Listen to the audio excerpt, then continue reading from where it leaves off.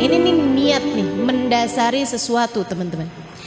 Nah, untuk niat ini meskipun ia dasar, tapi dia punya dasar lagi.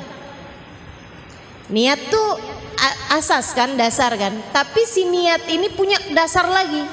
Punya kayak orang mau bangun rumah tuh, kan pondasi.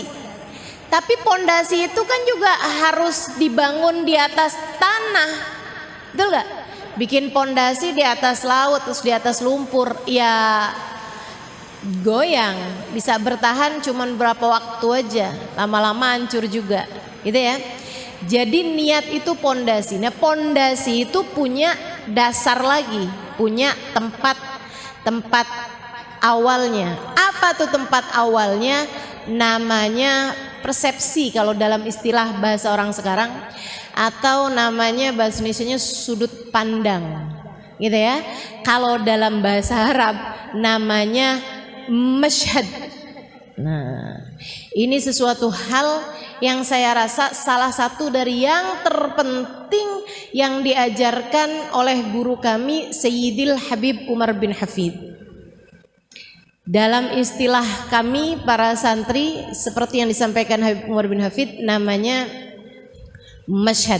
Atau kalau dalam istilah yang lebih familiar di telinga kita, namanya adhan, namanya persangkaan. Ini yang katanya Nabi Muhammad SAW, khaslatan laisa fawqahuma syai'un minal khair husnudzan billah wa husnudzan bi ibadillah, wa khaslatan laisa fihima syai'un minasyarr su'udzan billah wa su'udzan bi ibadillah.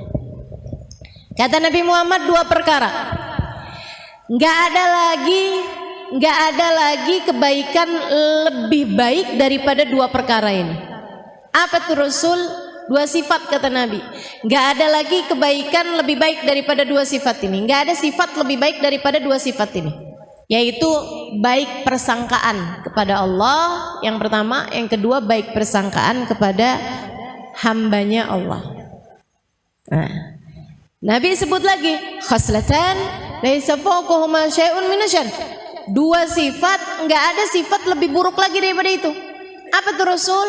Su'udzan billah, su'udzan bi ibadillah, buruk persangkaan kepada Allah, buruk persangkaan kepada Rasulullah. Itu. Jadi teman-teman sekalian, hal paling mendasar dalam hidup kita adalah niat. Tapi si niat itu juga punya dasar lagi gitu. Orang bisa punya niat baik kalau punya hal ini nih.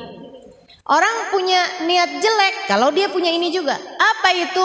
Persepsi, cara pandang, gitu ya. Dzunun, persangkaan. Makanya teman-teman sekalian, hati-hati terhadap persangkaanmu.